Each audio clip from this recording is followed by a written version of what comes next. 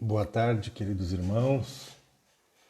Que alegria vendo cada um chegar para participar conosco desse encontro, que de imediato eu gostaria de agradecer o convite dos irmãos, dos companheiros de Tramandaí, da CEFAC, e dizer da minha alegria, que é uma grande honra participar em época de pandemia, onde nós estamos reclusos nos nossos lares, desse encontro com cada um de vocês para falarmos um pouquinho em torno dessa abençoada doutrina espírita que tem feito tanto por nós, principalmente nessas épocas difíceis em que nós estamos atravessando. Épocas difíceis, mas de profundos ensinamentos que nós todos estamos retirando e aproveitando. E a minha fala começa nessa tarde em que eu rogo a Jesus e aos benfeitores espirituais o amparo para que a nossa fala simples, muito simples, toque profundamente o coração de cada um de vocês. Eu lembro que quando começa o livro Boa Nova, já no capítulo 1, que fala da chegada de Jesus a Jerusalém, em que ele não tinha formado ainda o colégio dos 12 apóstolos, imediatamente quando ele se coloca na frente do templo, o sacerdote chega e aborda ele, Hanã, e pergunta: Galileu, o que fazes aqui? Porque nota aquela figura ímpar, né? com aquelas vestes, com aquele modelo, né? E obviamente que logo dá para perceber que é um Galileu. E Jesus se vira para ele e fala: eu passo para fundar o reino de Deus. E o sacerdote pergunta para ele: mas o que pensas tu ser o reino de Deus? E Jesus responde, bem simples: o reino de Deus é uma obra divina dentro dos corações de cada homem. E ali ele começa a sua função, né? O seu messianato, colocando e explicando e mostrando, desde aquele instante, depois que ele forma o colégio dos 12, ele consegue a fazer com que cada um entenda que essa obra, que o reino de Deus, que essa obra dentro do coração de cada homem, é uma obra em que todos nós temos que estar envolvidos. É uma obra individual. Então, construir o reino de Deus dentro dos nossos corações é construir um reino não material, não é uma obra exterior, mas uma obra interior, aonde o amor, desde o alicerce até o seu telhado, seja sempre o amor. Porque a presença de Deus em nós é o amor. E como é que a gente constrói esse amor? De que amor é esse que nós estamos falando? Que amor era esse que aqueles crentes iniciais do cristianismo, aquelas pessoas simples, aqueles homens se entregavam nos círculos romanos de mãos dadas, cantando, como que se nada tivesse por acontecer, num processo de profunda dor. Que amor era esse que invadia esses corações desses homens, dessas mulheres, dessas crianças que se entregavam no circo romano daquela forma que impactava o César e toda aquela turma do comando romano? Eles ficavam impactados, mas como pode eles estarem vão ser trucidados, vão ser assassinados pelos leões, ou pelas espadas, ou pela fogueira, e cantam e louvam dessa forma? O que leva no coração dessas pessoas?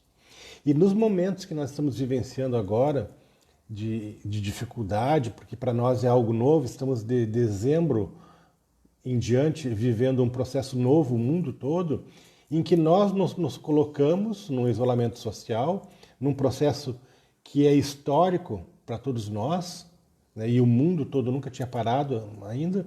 Nós estamos diante de uma tribulação, diante de uma dificuldade, diante de uma aflição coletiva.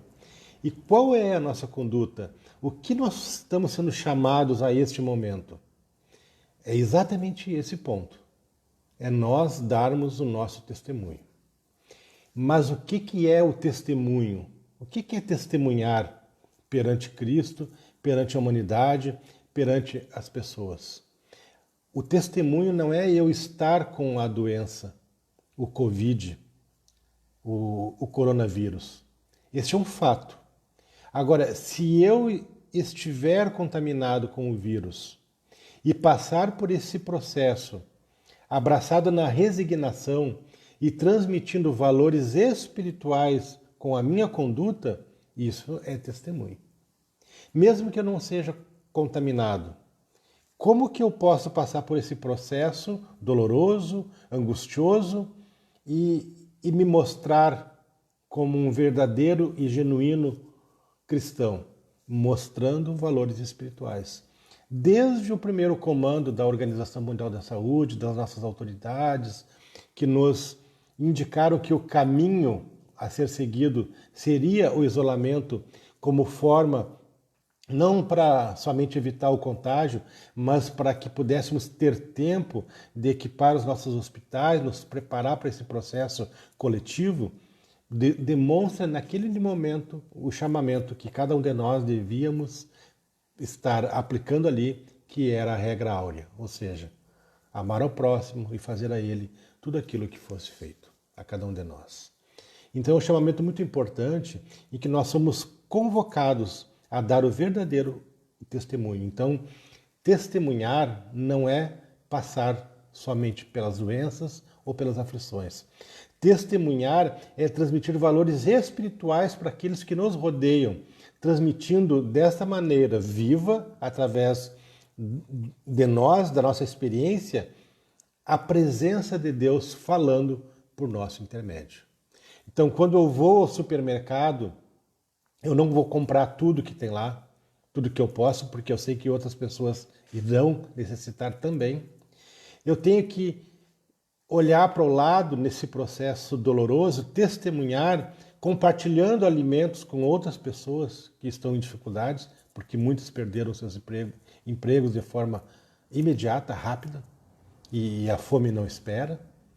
Então eu tenho que testemunhar dessa forma, fazendo tudo que eu posso.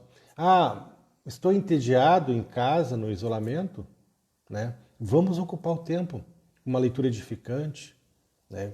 Com confecções de máscara ou de tudo aquilo que a gente pode fazer, visando o amparo aos demais irmãos.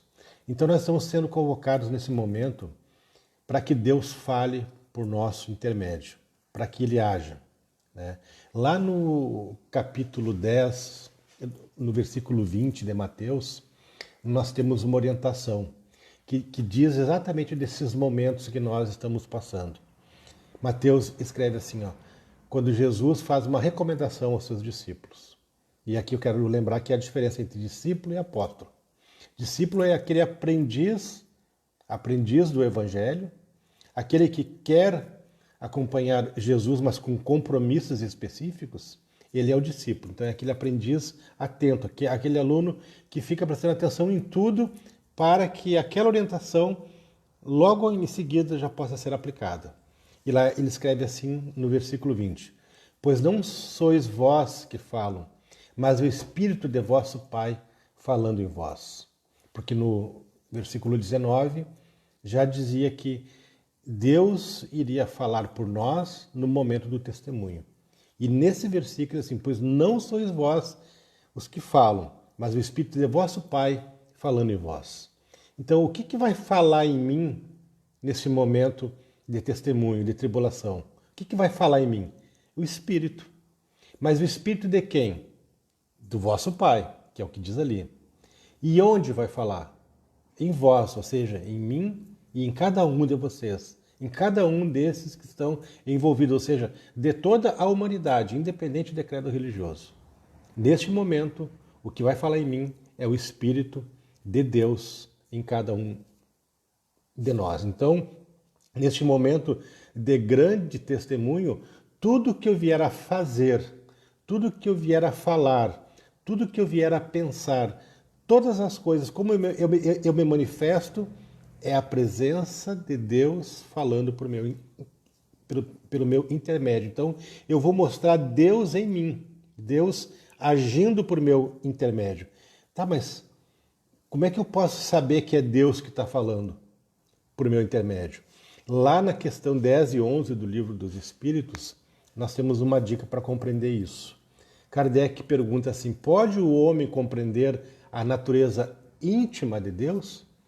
E a resposta ela é muito clara. Não, falta-lhe para isso o sentido, ou seja, falta em nós, ainda para compreender essa presença de Deus em nós, os sentimentos mais depurados.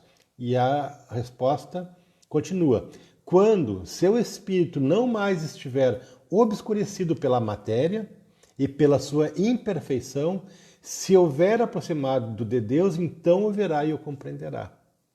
Então aqui nós temos uma dica preciosa, né, no Livro dos Espíritos, que para nós compreendermos Deus e para sentirmos a presença dele perto, dentro, nas nossas ações, nós precisamos apurar, melhorar os nossos sentimentos. Quanto mais melhorados tivermos, quanto mais evoluídos nós tivermos, quanto mais nós desenvolvermos a asa da sabedoria e a asa do sentimento, mais próximos de Deus e mais fácil nós compreenderemos a sua presença em cada um de nós. Então nós já temos algumas dicas importantes para aprender a vivenciar esse amor, essa presença de Deus em cada um de nós, principalmente nesta época de pandemia, que talvez seja o maior testemunho que nós estamos sendo conclamados a praticar. Lá no livro Pensamento e Vida, no capítulo 30, Emmanuel fala que o amor puro, é o reflexo do Criador em todas as criaturas. Então, o amor puro, nós estamos falando do amor puro, é o reflexo do Criador em todas as criaturas. Então, se o amor puro é o reflexo de Deus em cada um de nós, o que reflete esse amor? Qual é o espelho que está refletindo esse amor em todos nós? O espelho é Jesus. Então, Deus, a inteligência suprema, a causa primeira de todas as coisas, o nosso Pai, envia Jesus, um espírito crístico, o governador espiritual do orbe, para a Terra. Ele encarna e através dele o reflexo, o amor de Deus vinha e através do Cristo refletia para todos os nossos corações. Então, quando Jesus esteve aqui conosco, a fala dele não era uma fala para humanos, era uma fala para almas, era de coração para corações. Era o mais puro amor de Deus refletindo para os nossos corações, para nos ensinar a sermos igual a Ele, seguindo Ele como guia e como modelo da humanidade. Ou seja, não haveria outro caminho, outra forma que não fosse esta, para que nós pudéssemos sentir esse amor dentro de cada um de nós. E ainda no mesmo livro, no capítulo O Amor, no livro O Problema do Ser, do Destino e da Dor, Leon Denis fala que a alma, dissemos, vem de Deus, criada por amor, criada para amar. Então nós não somos fruto do acaso, nós não somos fruto do nada, não fomos atirados na sementeira universal, nós somos criados por amor de Deus. E fomos criados para amar, para amar. Olha que profundo isso. E no mesmo livro, Leon Denis fala ainda que a evolução dos mundos, e aí ele coloca esse amor de uma forma mais abrangente, a evolução dos mundos e das almas coloca o mundo como um sistema, né, um sistema universal de corpos celestes, e coloca nós como corpos individuais, mas também celestes. Né? Diz assim, a evolução dos mundos e das almas é regida pela vontade divina, que penetra e dirige toda a natureza. Então esse amor ele se expande. Esse amor toma uma proporção muito grande. E aí então nós conseguimos agora a decifrar esse amor. Através de João, no capítulo 4, versículo 8, ele diz assim: quem não ama não conhece Deus, Porque Deus é amor. Então aqui nós temos a resposta. Então, para conhecer Deus, nós temos que amar infinitamente. Amar a todos os instantes em que somos conclamados, desde que nos percebemos como seres, como princípio inteligente do universo, encarnados ou não, amar sempre. Quando a gente não ama, a gente está distante de Deus. E quando a gente ama, a gente está permitindo conhecer Deus dentro de cada um de nós. Então Deus é a inteligência suprema. É a causa primária de todas as coisas, inclusive de nós, de cada um de nós, dos nossos sentimentos mais simples, mais complexos que sejam, para que a gente consiga nos compreender como almas luminosas que somos. Então, nós somos médiuns, né? Aprendemos isso nas primeiras lições basilares do Espiritismo. E como médium que somos, nós somos mediadores, intermediários de quem? Como médiuns, né? Espíritos encarnados que somos, e como nos colocamos como médiuns, nós estamos intermediando o quê? Espíritos, irmãos nossos que não têm mais a carne. Então nós podemos, através das nossas faculdades mediúnicas, receber, né, através de psicografia, psicofonia, intuição, seja qual for o tipo de mediunidade, da clarividência, da audiência, enfim, né, nós podemos receber espíritos de irmãos nossos, iguais a nós, um pouquinho mais atrasados do que nós e pouca coisa mais evoluída que nós. Isso é o nosso poder. É o que nós podemos fazer de acordo com o tanto de amor que já existe dentro de nós. Mas outros fizeram mais. Vamos pegar um exemplo disso? Estevão. Gesiel, que se transforma em Estevão, lá no livro Paulo Estevão. Gesiel, que depois se transforma em Estevão, quem lê o livro sabe do que eu estou falando. Quem não lê o livro está perdendo uma oportunidade, e aí eu dou até a dica que aproveite essa época de confinamento, de isolamento, para que a gente possa fazer uma boa leitura. E esse livro, ele é extraordinário. Esse livro mudou a minha vida. E lá Estevão, quando tem os embates com Paulo, que eu perseguia, que era Saulo, que passa a ser Paulo também, acontece com ele também uma transformação. Paulo o persegue, e nos diálogos que eles têm, nos discursos inflamados, no embate, ali quando Estevão estava falando, ele estava sendo médium. E ele estava sendo médium para quem falasse por intermédio dele, para que a mensagem chegasse a Paulo? Jesus. Então, Estevão era o médium de Jesus. Jesus utilizava suas faculdades mediúnicas para que a mensagem chegasse até Paulo, através da intuição, através da presença viva, para que ele utilizasse o conhecimento e o amor que já existia nele para tocar o coração endurecido de Paulo. E depois que Estevão é assassinado pelo próprio Paulo, a mando de Paulo, ele continua a sua tarefa espiritual, mediando no mundo espiritual, cumprindo a mesma missão. Jesus dava o comando, Estevão recebia a orientação e, através da sua presença espiritual junto de Paulo, Paulo escrevia as cartas inspirado por Estevão, amando de Jesus. Olhem que coisa linda. Mas e Jesus, quando encarnado, quando ele se transfigurava, quando ele se isolava, quando ele saía para orar, quando Jesus iria exercer a sua função mediúnica, ele era médium de quem? Qual é o espírito que falava por intermédio de Jesus? Deus. Então é nessa proporção que nós temos que chegar.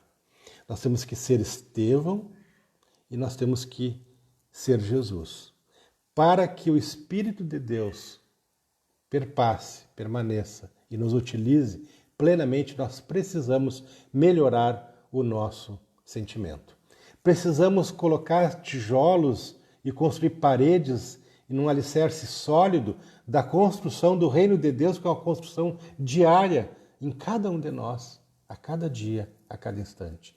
E a época oportuna agora, de grande testemunho, de mostrar esses valores espirituais que já existem em nós, nós estamos tendo essa oportunidade redentora.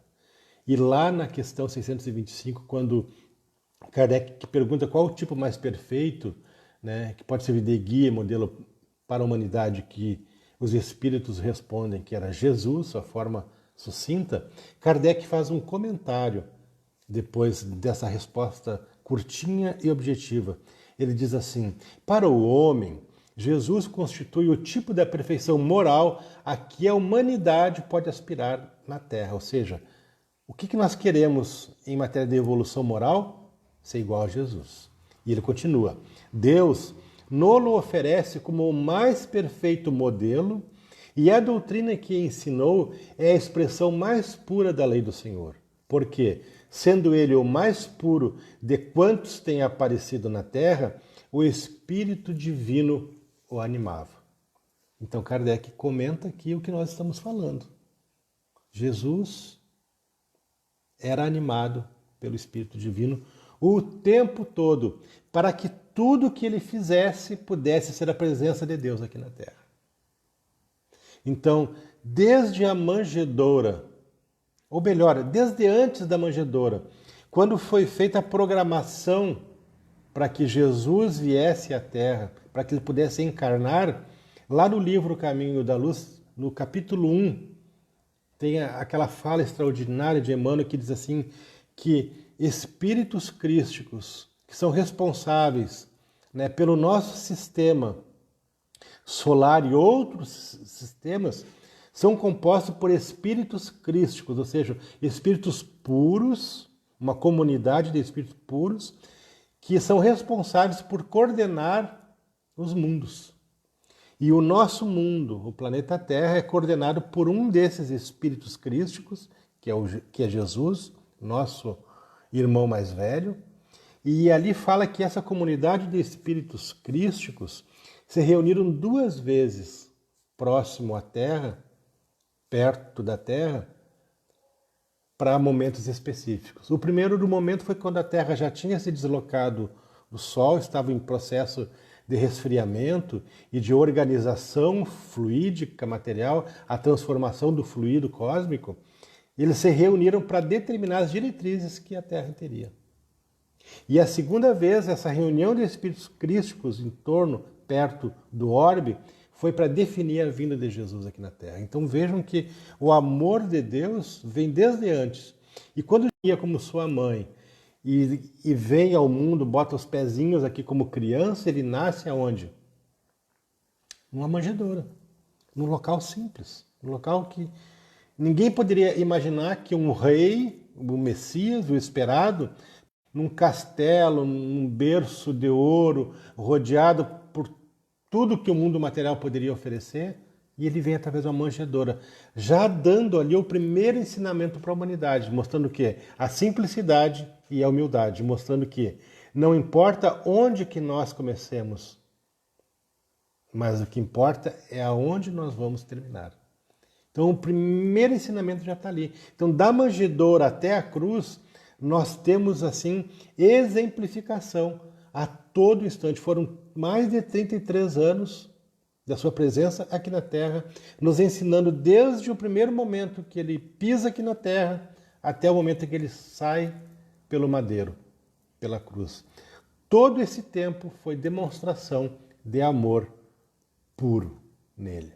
Tudo que ele fazia, tudo que ele falava, era Deus falando para os nossos corações. Então, quando nós estudamos a mensagem, quando nós estudamos o cristianismo, a vida de Jesus, utilizando essa chave extraordinária que é a doutrina espírita, nós colocamos luz dentro de cada um de nós. E a luz, quando se faz em nós, é a função dela, primeira função da luz num ambiente escuro e bagunçado, é mostrar o que tem que ser consertado, o que tem que ser arrumado ali dentro. Então a luz por si só, ela não nos transforma de imediato, ela nos mostra o tanto de coisa que nós temos que fazer para consertar dentro da gente.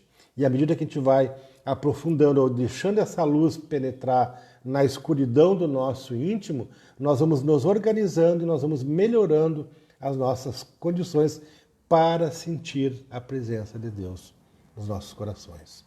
E lá no Evangelho segundo o Espiritismo, no capítulo 11, nós temos aquela dica extraordinária, que é a lei de amor. E que diz assim: o amor resume a doutrina de Jesus toda inteira, que eu acabei de falar. Desde antes deles encarnar aqui na Terra, até a sua saída, o amor era o resumo de tudo que ele fez. Então, o amor resume a doutrina de Jesus toda inteira, visto que esse é o sentimento por excelência. Olha só. Então, colocou que o amor, a vida de Jesus, é a clareza, é a condução, é a receita do bolo para que a gente possa compreender o amor. Então, o amor é o sentimento por excelência. O amor é o sentimento por excelência. Pois bem, então se é o sentimento por excelência, como é que nós podemos interpretar isso para nós? Vamos lá. Eu sempre coloco, para a gente entender essa parte da lei de amor, as nossas provas no colégio. Eu sou do tempo do colégio. Estou aqui entregando a minha idade para vocês. Mas na escola ou no colégio, no meu tempo no colégio, a gente fazia as provas e a professora botava lá em cima, né, no cabeçalho da folha, o resultado da nossa prova. E ela podia ser bom, muito bom, ótimo. Né? Se nós tivéssemos ido mal, ela colocaria ali regular, né, ou insuficiente. Né? Mas se nós tivéssemos gabaritado a prova, tivesse feito uma prova maravilhosa, com clareza, com perfeição, com a letra bonita, com capricho, sem colar de ninguém, né, ela escrevia lá em cima da folha, né? Excelente. Então é disso que nós estamos falando. Então, nós escrevemos em nós o tanto de amor que nós já temos. Então, a pergunta é: o nosso amor é bom? É regular? É muito bom? É ótimo? Ou é excelente? Excelente ele não é, porque nós somos, na escala espírita, espíritos imperfeitos no mundo de provas e expiações, que está vivenciando um processo de transição para um novo ciclo, que é o ciclo da regeneração. Então, o estágio dos espíritos que vivem esse momento, que somos nós, é da imperfeição, está lá na escala espírita. Então, nós somos espíritos imperfeitos. Então, o amor que existe em nós, ele não é excelência, ele é de acordo com a nossa imperfeição. Então, o que baliza essa imperfeição para que não seja excelente?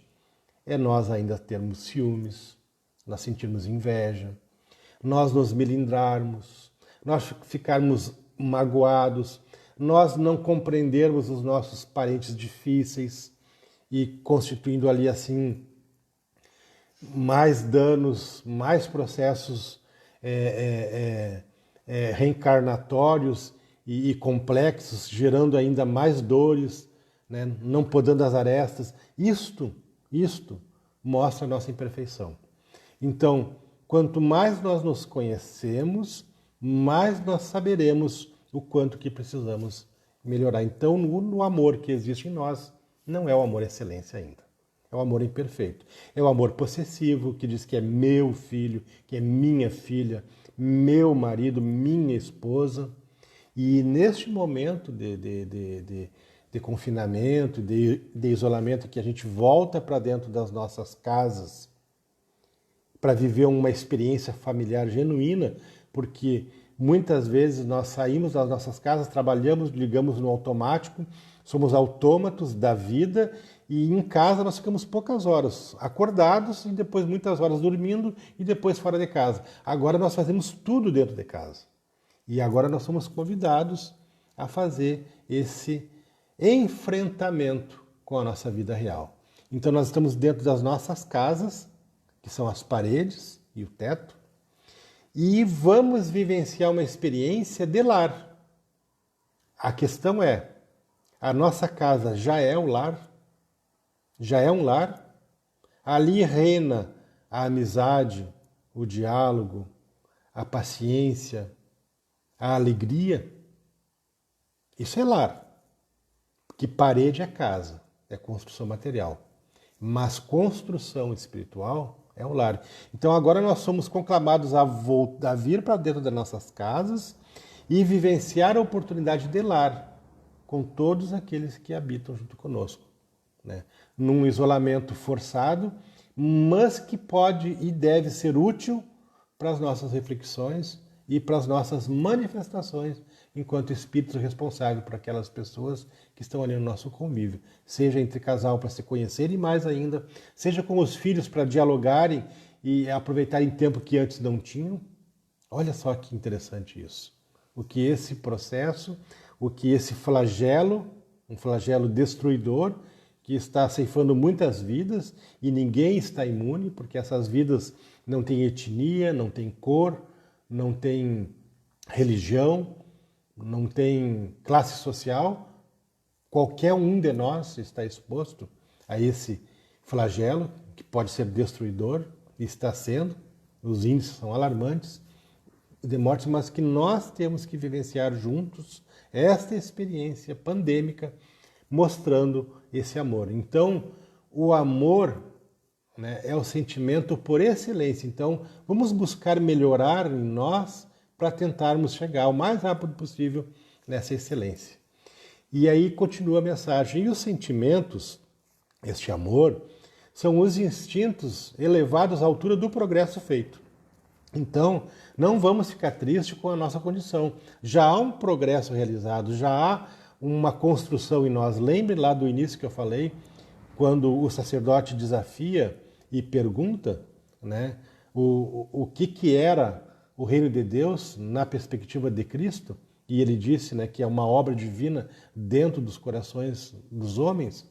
Nós já começamos essa construção. Nós já temos coisas que nós já adiantamos em nós. Já temos virtudes, já tem sinais deste amor que queremos que seja excelência. Então, já está elevado à altura do progresso que nós já realizamos em nós. E no início é só sensações. Quando a gente começa a ter conhecimento, a gente começa a se depurar, e aí é que vem o sentimento, e o ponto essencial do sentimento é o amor, né? Mas não o amor no sentido vulgar, né, no sentido comum do termo, mas esse sol interior que condensa e reúne em seu ardente foco todas as aspirações, todos os quereres e todas as revelações sobre-humanas, ou seja, com mais profundidade a respeito deste amor, né, desse amor que não se trata de abraços, beijinhos, afagos. Isso é uma dimensão do amor, do afeto, que é conjugal, que é paternal, que é maternal, né? Esse é um amor fraterno, não é desse amor que nós estamos falando, né? O amor é muito mais amplo, né? Então, se é de Deus, ele é muito mais amplo, ele é em tudo e abarca toda a natureza, todas as coisas. Então, daí a necessidade do amor permear todas as nossas ações, que é aquilo que eu falei. Tudo que eu for falar, tudo que eu for pensar, como eu vou agir e me manifestar, tem que ser o amor. E esse amor vai ser proporcional àquilo que nós já construímos dentro de cada um de nós. Então, para que sejam ações positivas, para que sejam ações do bem, tem que estarem nutridas pelo amor. Por isso que Pedro fala lá, o amor, e só o amor, é capaz de cobrir as multidões de pecados, né?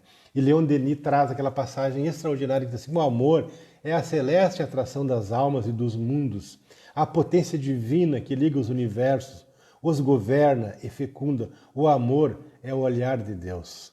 O amor é o sentimento superior em que se fundem, se harmonizam todas as qualidades do coração. É o coroamento das virtudes humanas, da doçura, da caridade, da bondade. É a manifestação na alma de uma força que se eleva acima da matéria até as alturas divinas. Olha que coisa linda, né? Então, nós temos que estruturar esse amor dentro do nosso processo evolutivo. E aqui eu anotei 6 pontos que eu queria compartilhar com vocês, já indo para a parte final da minha fala. O primeiro ponto que nós temos que analisar do amor nesse processo evolutivo que já está acontecendo em nós é a chegada da lei divina para todos nós. A lei divina todos sabemos que é uma só, mas ela foi dividida em 3 partes para que nós pudéssemos entender de acordo com a nossa capacidade. Então a primeira parte da lei chega por Moisés. E aí nós recebemos o decálogo, são os 10 mandamentos, para que pudéssemos organizar aquela loucura do mundo que se encontrava naquela época. Então ali no decálogo nós aprendemos a primeira coisa. Qual é o primeiro mandamento? Amar a Deus sobre todas as coisas. Então nós aprendemos a colocar Deus acima de tudo, aprendemos a amar um único Deus, né? Um único Deus. Então ali nós deixamos os deuses de lado, a pluralidade de deuses e passamos a amar só um Deus. Aprendemos a ser monoteístas. E este amor a Deus sobre todas as coisas também nos ensinou a amar os afetos. Então Moisés chega aqui e diz assim, ó, ama o teu próximo, ama os teus amigos. Ok, tu tem direito de odiar os teus inimigos, mas ama a Deus sobre todas as coisas. E aí, o segundo ponto é a chegada do Cristo. A segunda parte da lei de Deus, que é a lei de amor, né? A principal delas é o amor, né? Chega e diz assim, ó, tem que amar sim todos os afetos, tem que amar a Deus. E lá no Evangelho segundo o Espiritismo, no capítulo 1, já diz, ó, não vim destruir a lei. Jesus chega e diz, ó, que Moisés disse, tá tudo certo, tem que amar a Deus sobre todas as coisas, tem que amar os afetos, porém, eu vos digo, né, que esse amor tem que ser estendido também aos desafetos. E aí ele nos desafia, né, a amar os nossos inimigos. Então, este amor, esse processo, essa estrutura de aprendizado toma dentro de nós, com a chegada do Cristo, uma nova forma, uma forma mais profunda. Amar os inimigos. Como que eu vou amar alguém que me feriu, que me machucou, que me traiu, que me abandonou? Como que eu vou fazer isso? E Jesus mostra o tempo todo, em todos os momentos, porque ele foi abandonado, ele foi traído, né? Machucaram, né? Cuspiram, xingaram. Tudo que a gente pode passar de sofrimento que Jesus passou, nos mostrando como reagir diante dessas circunstâncias. E o terceiro ponto, né, que é a chegada da lei de amor por intermédio de Jesus, que também nos revela o amor estendido à família corporal, né? Ou seja, a gente tem que amar a todos indistintamente, a família corporal, inclusive a humanidade, né? A humanidade como um todo, mas quem é minha família, né, corporal? Quem é minha família corporal? São todos aqueles onde eu renasci.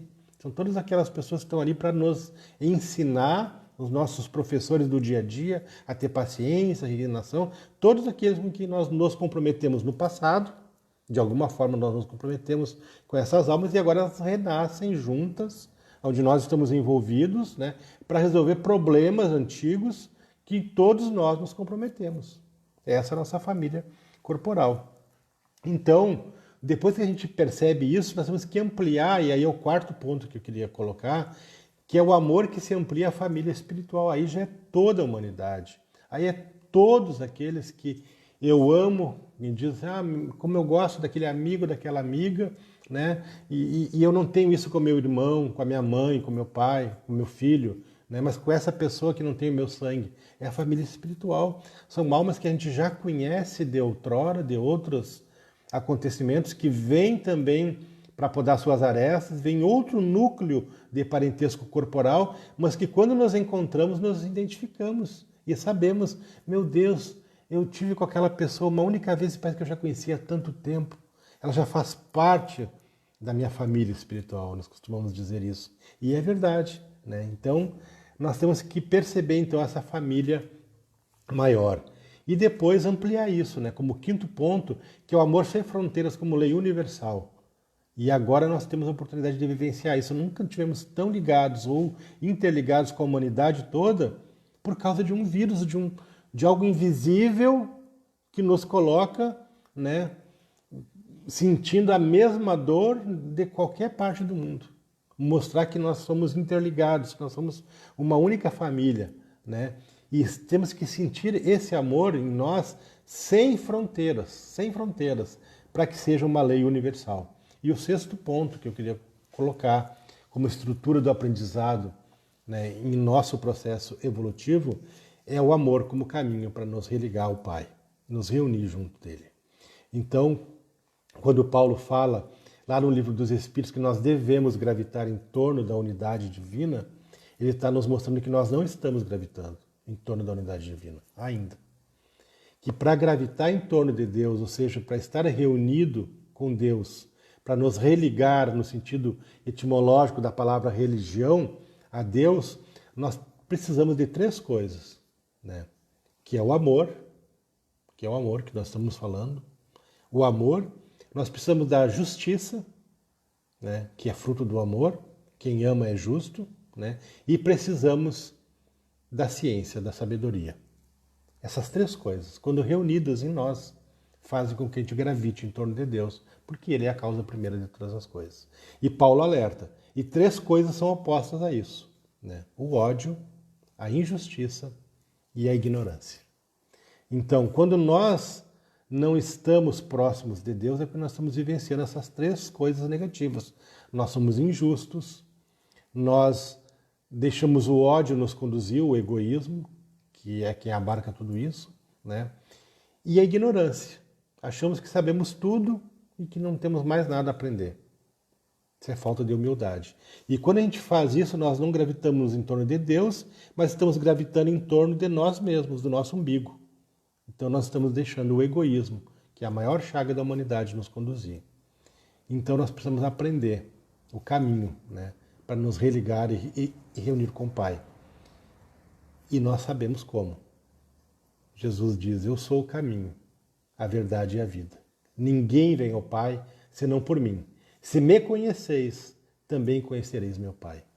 Então nós vamos conhecer Jesus, nosso modelo, o nosso governador espiritual do orbe, nosso irmão mais velho, esse Cristo amigo que sai dos altares mais frios, dos crucifixos e toma uma forma carinhosa e que nos acompanha dentro das nossas casas, nos hospitais, cuidando de todos os doentes. A gente vê essa manifestação coletiva de amor pelos profissionais da saúde. É Jesus cuidando das pessoas, preparando as CTIs com carinho para receber aqueles que estão sofrendo mais fortemente os efeitos desse vírus, né? É Jesus ali, sentindo a presença dele.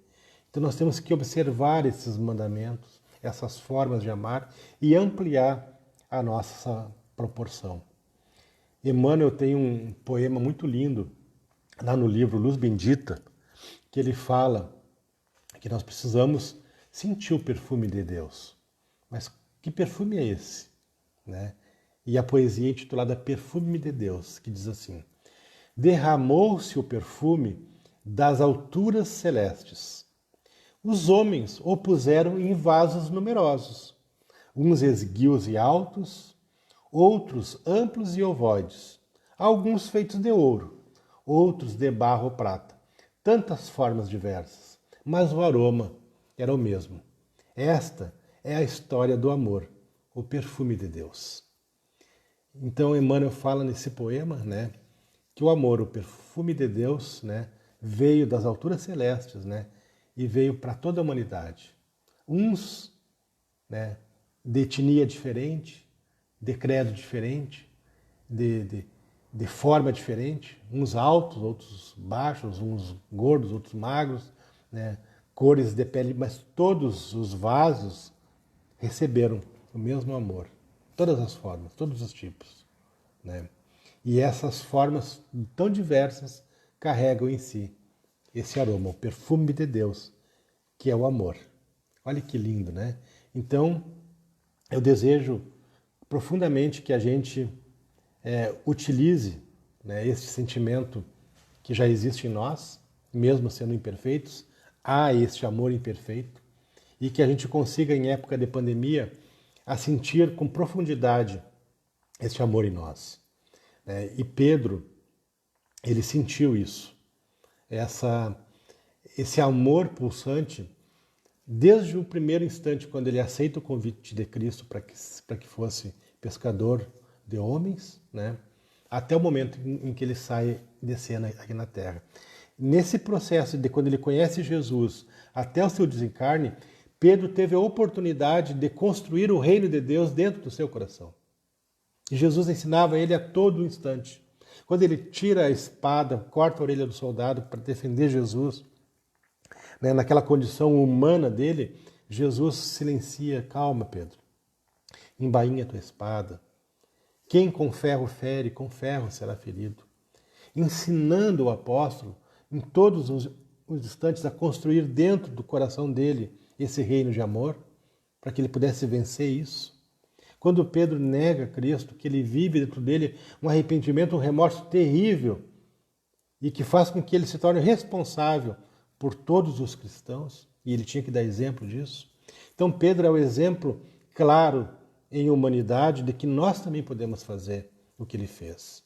Jesus já dizia isso para nós, Jesus enchia a nossa bola dizendo: brilha a vossa luz, vós sois deuses, sois capazes de fazer tudo isso e muito mais. E Pedro utilizou essa regra e construiu dentro dele uma grande construção chamada Reino de Deus, permitindo que o amor o conduzisse. E narra Humberto de Campos um momento do desencarne de Pedro, que Pedro é preso, né, é levado para ser crucificado, colocam aquele velhinho, aquele ancião na cruz, e quando Pedro percebe que eram os seus últimos momentos em que ele também seria crucificado a exemplo de Jesus, ele pede para o seu algoz: eu não mereço essa distinção. Querem me crucificar, mas me crucifiquem de cabeça para baixo. E ali Humberto de Campos faz uma fala poética linda, ele diz: aquelas mãos que Jesus tocou, aquelas mãos que Jesus segurou firme para que não afundasse na água diante do vacilo da fé, apontavam para o céu. Os pés que agora estavam crucificados de ponta cabeça, os pés estavam em cima, os pés que Jesus lavou, ensinando a humildade, também apontavam para o céu. E foi essa a condição que Pedro desencarna. E quando Seto Sertório, que era o soldado responsável pela execução dele, perfeito. Então, quando o soldado pega a pedra e joga na cabeça de Pedro, ele acha que está concluindo uma missão importante e sai fora. Pedro abre os olhos já no mundo espiritual e se percebe junto com todos aqueles amigos que lá o aguardavam. Se emociona profundamente. Eram os mártires, todos aqueles que se entregaram ao holocausto, aqueles que estavam cantando de mãos dadas, né, sentindo esse amor vibrante dentro do coração deles, né, recepcionaram Pedro na chegada ao mundo espiritual. Mas diz Humberto de Campos que não bastava aquela manifestação de tanta afeição, era necessário mais, e o céu se rompe, se abre, e aparece a presença excelsa de Jesus, que vem ao encontro de Pedro. E Pedro o abraça, coloca a sua cabeça no peito de Cristo, né, suspirando o seu cansaço pelas inúmeras batalhas que havia lutado até aquele momento. Era o coroamento da construção do reino de Deus no seu coração. Narra Humberto de Campos que Jesus o abraçou, apertou contra o peito e disse: Pedro, eu tirei alguns dias de folga da minha função de governar o orbe e estarei contigo. Te levarei agora por caminhos que tu nem imaginas. E por alguns dias leva Pedro nas esferas mais altas, que a gente nem tem ideia de como é que sejam, para estar com o apóstolo, para conversarem e para recepcionar carinhosamente Pedro na chegada ao mundo espiritual. Passado aqueles dias, Humberto de Campos narra que Jesus chega e diz a Pedro assim: Pedro, eu tenho que continuar a minha função, não posso ficar mais tempo contigo aqui agora, mas fica tranquilo, aí fica descansando, fica, né, calmo aqui, né, vai estar bem amparado. Eu tenho que seguir a minha função. E Pedro, que já havia construído o reino de Deus no seu coração, se oferece para vir junto com Jesus, cuidar do nosso orbe, para que não nos sentíssemos órfãos e não nos sentíssemos abandonados. E Jesus aceita. E ambos retornam para o orbe. Jesus comandando, e Pedro recebe a primeira missão de Jesus na sua função espiritual. Que ele fosse lá onde tinham colocado os seus despojos físicos, na sua morte de dias atrás, porque havia um homem com uma criança no colo implorando a presença do Espírito do apóstolo para que curasse seu filho.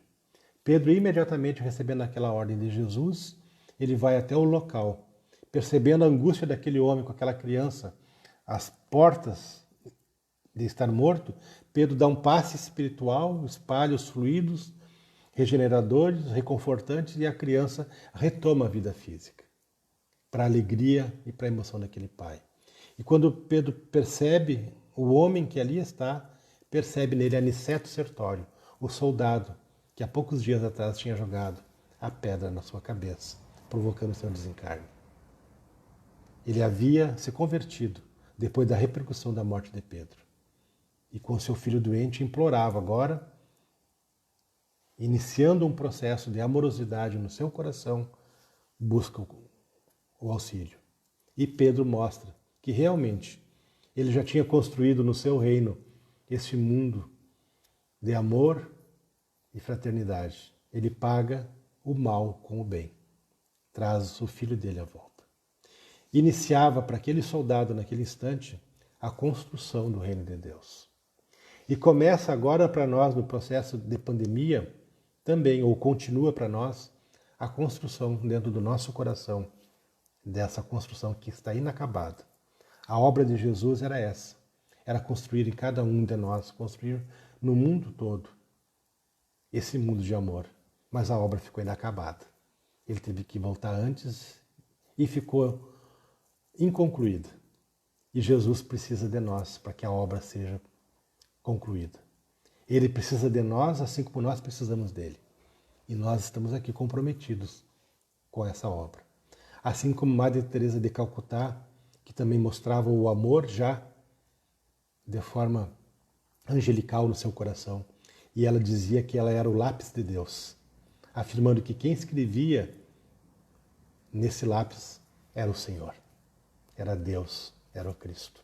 Chico Xavier, exemplo de amor extraordinário, a maior e mais amorosa antena psíquica mediúnica do mundo, se dizia um cisco de Deus.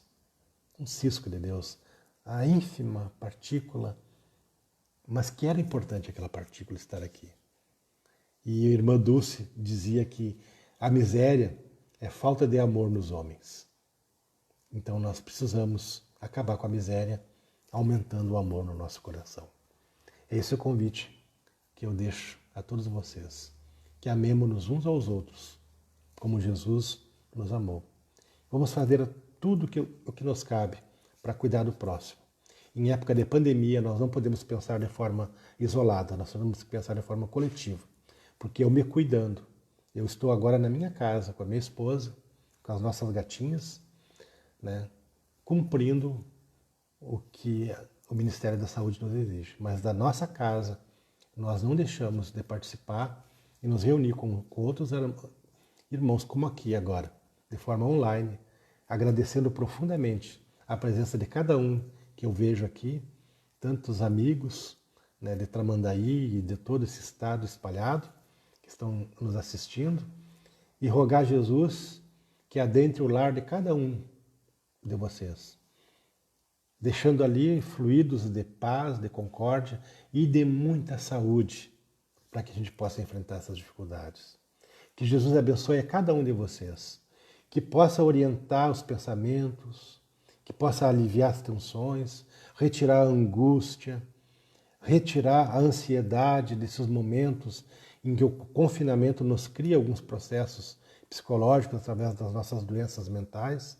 Que Jesus alivie tudo isso, que Ele possa guiar os passos de cada um e deixe dentro de cada casa um lar lindo, formado com muito amor e com muito diálogo. Aos irmãos da Cefac de Tramandaí, nosso abraço carinhoso aqui de Santa Maria, da nossa residência, com Emmanuel lá no fundo, nos orientando, nos guiando, nos incentivando a amarmos uns aos outros e fazermos aquilo que o Cristo espera de cada um de nós. Aqui eu me despeço, deixando esse grande abraço e dizendo que o Reino de Deus é uma obra possível, sim, de ser concluída por cada um de nós e que nós possamos amar muito mais, principalmente em época de pandemia. Um abraço a todos.